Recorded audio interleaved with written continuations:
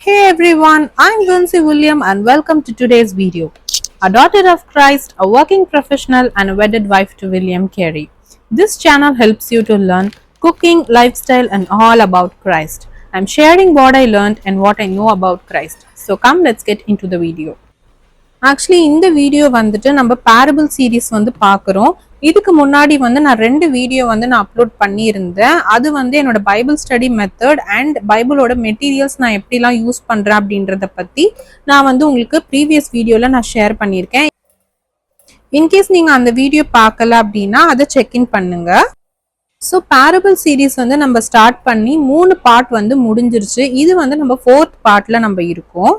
நம்மளோட கிச்சன் மட்டும் எவ்வளோதான் க்ளீன் பண்ணாலும் டெய்லி பேசிஸில் வந்து நம்ம ஏதாவது க்ளீன் பண்ணிகிட்டே இருக்கிற மாதிரி தான் இருக்குது.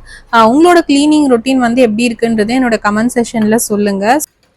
அதே மாதிரி நாங்கள் சிக்கன் மட்டன் சொல்லி ஒரு 2 வீக்ஸே இதே தான் ஓடிட்டு இருக்கு. அதனால இன்னைக்கு வந்து ஒரு ஃபிஷ் வாங்கலாம் அப்படின்னு சொல்லி நானும் வந்து மார்க்கெட் போனோம் அப்படின்னு நினைக்கிறேன். ஆனால் என்னால் இன்னைக்கு போகவே முடியல. சரி யாராவது ஃபிஷ் அதாவது விற்கிறவங்க வருவாங்களா அப்படின்னு சொல்லி வெயிட் பண்ணிட்டு இருந்தேன். பட் வந்து லக்கிலி வந்துட்டு ஒருத்தர் வந்தாரு. பட் அவர்கிட்ட வந்து மீன்லாம் பார்த்தீங்கன்னா ரொம்ப குட்டி குட்டியாக தான் இருந்தது. சங்கரா மீன் அவைலபிளாக இருந்தது. பட் ரொம்ப குட்டி, நம்ம ஆள்காட்டி விரல் சைஸ் மட்டும்தான் இருந்தது. பட் மீன் சாப்பிடணுன்ற கிரேவிங் வந்து ரொம்ப அதிகமாகிடுச்சு. ஸோ அதனால வேற வழி இல்லை. ஸோ அதனால நான் அவ்வளோ மீன் வாங்கி எனக்கு வந்து க்ளீன் பண்ணுறதுக்கெலாம் போதும் ஆயிடும். ஸோ அதனால நான் என்ன பண்ணேன் அப்படின்னா வெறும் 1/2 kg மட்டும்தான் நான் வந்து வாங்கியிருந்தேன். ஸோ அதை க்ளீன் பண்ணிட்டு இன்னைக்கு வந்து மீல் ப்ரிப்ரேஷன் வந்துட்டு சாம்பார், ஃபிஷ் ஃப்ரை, அதுக்கப்புறம் ஃபிஷ் குழம்புமே வச்சுட்டேன். ஸோ தட் நைட்டுக்கு வந்து டிஃபனுக்கு வந்து யூஸ் ஆகும் அப்படின்னு சொல்லிட்டு நான் வந்து ஃபிஷ் குழம்புமே வச்சுட்டு இருந்தேன்.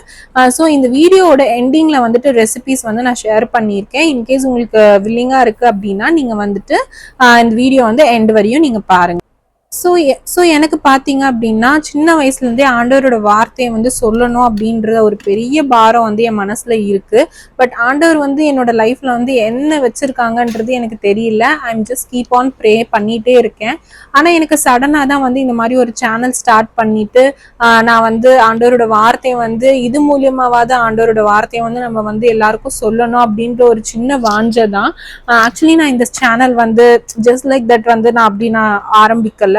I kept praying for more than 7 months வந்து நான் இதுக்காக நான் ப்ரேயர் பண்ணியிருக்கேன்.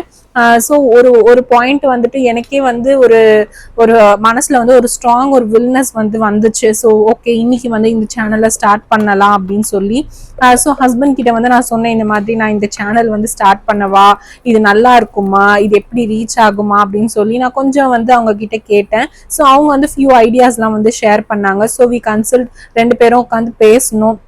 And then we got some idea. So அதனால வந்து நான் இந்த சேனலை வந்து நான் ஸ்டார்ட் பண்ணியிருக்கேன். ஸோ விஷுவல் வந்து குக்கிங்காக இருக்கட்டும், கிளீனிங்காக இருக்கட்டும், வாட் எவர் அந்த மாதிரி தான் உங்களுக்கு விஷுவல் வந்து வரும். பட் ஆடியோ வந்து பார்த்தீங்கன்னா ஆண்டவருடைய வார்த்தை தான் வந்து நான் வந்து கொடுக்க போகிறேன். ஸோ அது 2மே 2 in 1 வந்து உங்களுக்கு பெனிஃபிட்டடாக இருக்கும் அப்படின்ற ஒரு சின்ன கோல் தான் நான் யோசிச்சது. ஸோ ஐ ஹோப் வந்து இந்த வீடியோஸ் எல்லாமே உங்களுக்கு வந்து பிடிச்சிருக்கோன்னு நான் நினைக்கிறேன். So now getting back to the parable. இது வந்து விதைக்கிறவன் அப்படின்ற ஒரு பேரபிளை வந்து நம்ம இன்னைக்கு பார்க்க போறோம். இந்த பேரபிள் வந்து எங்க இருக்கு அப்படின்னா மேத்யூ சாப்டர் 13 1 to 23 வேர்ட்ஸ் வந்து நான் எடுத்திருக்கேன். இது வந்துட்டு மற்ற அதிகாரத்திலயுமே வந்து இருக்கு, like Luke and Mark. So இப்போ வந்துட்டு ஏசப்பா வந்துட்டு ஒரு பெரிய கடற்கரை அருகே வந்து இருக்காங்க. அங்க வந்து திரளான ஜனங்கள் வந்து அங்க வந்து இருக்காங்க. அப்போ வந்து என்ன ஆகுது அப்படின்னா ஏசப்பா வந்து உவமையின் மூலியமா அவரோட பிரசங்கத்தை வந்து சொல்றாங்க. ஸோ இந்த இடத்துல வந்துட்டு நம்ம 4 பாயிண்ட்ஸா வந்து இந்த பேரபிளை வந்து நம்ம பார்க்கலாம். ஸோ 4th வேர்ட்ல வந்து அவன் விதைக்கையில் சில விதைகள் வழி அருகே விழுந்தது, பறவைகள் வந்து அதை பட்சித்து போட்டது. ஒரு சில விதைகள் வந்து என்ன ஆகுது அப்படின்னா மண்ணில்லாத இடத்துல வந்து கற்பாறையில வந்து விழுது. ஸோ மண்ணு வந்து ஆழமா இல்லாததுனால அது என்ன ஆகுதுன்னா சீக்கிரமா வந்து முளைச்சிருது. அப்போ வெயில் வந்து ஏறின உடனே அந்த இடத்துல வந்து என்ன ஆகுது அப்படின்னா சீக்கிரமா வேர் இல்லாததுனால சீக்கிரமா வந்துட்டு அந்த செடி என்ன ஆகுதுன்னா செத்து போயிருது. 7th வேர்ட்ல பாத்தீங்கன்னா சில விதைகள் வந்து முள்ளுள்ள இடங்கள்ல வந்து என்ன ஆகுதுன்னா இருக்கு. அப்போ என்ன ஆகுது அப்படின்னா முள் வளர்ந்து அது என்ன பண்ணுதுன்னா அதை வந்து நெருக்கி போட்டது. அதுக்கப்புறம் 8th வேர்ட்ல பாத்தீங்கன்னா சில விதைகள் வந்து நல்ல நிலத்துல விழுந்ததுனாலையும் அதனால அது வந்து 60ஆகவும் 30ஆகவும் 100ஆக அது வந்து என்ன ஆகுதுன்னா பலன் கொடுத்தது. சோ ஃபர்ஸ்ட் பாயிண்ட் வந்து நம்ம என்ன பார்த்தோம், வழி அருகே விதைக்கப்பட்டவன்.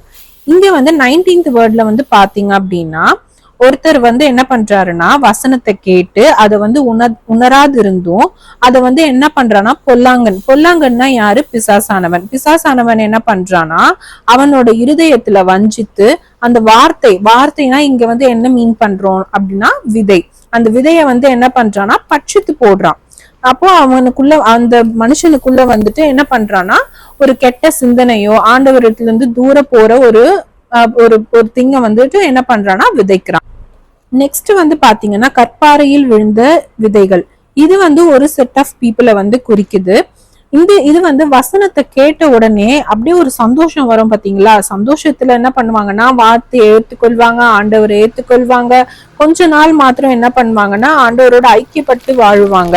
ஆனா அதுல வந்து ஸ்ட்ராங்கான ஒரு வேர் இல்லாததுனால அவங்களுடைய ஆவிக்குரிய வாழ்க்கை வந்து என்ன ஆகுது அப்படின்னா அந்த நம்ம ஃபர்ஸ்ட் ஸ்டார்டிங்ல பார்த்தோம் பாத்தீங்களா, அந்த விதைச்ச உடனே டக்குன்னு முளைச்சிருது. வெயில் வந்த உடனே என்ன ஆகுது, அதிக வேர் இல்லாததுனால என்ன பலனற்று போயிருக்கு. தேர்ட் ஒன் வந்து நம்ம என்ன பாக்குறோம்னா முள்ளுள்ள இடங்களில் விதைக்கப்பட்டவன்.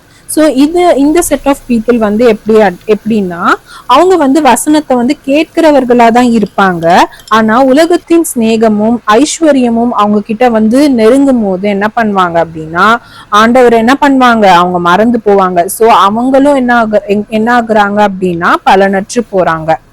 சோ ஃபோர்த் கேட்டகரி நல்ல நிலம். சோ நல்ல நிலத்துல விதைக்கப்பட்டவன் வந்து என்ன பண்றான், 60ஆகவும் 30ஆகவும் 100ஆகவும் பலன் தரான். சோ இது வந்து நம்மளுக்கு என்ன ரிலேட் பண்ணுது அப்படின்னு, சோ இந்த உலக வாழ்க்கையில நம்ம ஆண்டவரை ஏத்துக்கொண்டு ரட்சிக்கப்பட்டவர்களாய் காணப்படுகிற நாம் வந்து எப்படி இருக்கணும்னா ஆண்டவரை வந்து 100ஆகவும் 60ஆகவும் 30ஆகவும் நாம வந்து ஆண்டவருக்காக பலன் கொடுத்து நிறைய ஆத்துமாக்களை நம்ம ஆதாயப்படுத்தணும். ஆண்டவருக்காக மிஷினரிஸையும் ஆண்டவருக்காக புறஜாதி மக்களையும் வந்து நம்ம என்ன பண்ணணும்னா ஆண்டவருடைய நாமத்தை வந்து அவங்களுக்கு நம்ம சொல்லணும். So I hope இந்த வீடியோ இந்த parable வந்து உங்களுக்கு புரிஞ்சிருக்கும் நான் நம்புறேன். See you all in the next interesting video. Take care. Bye bye.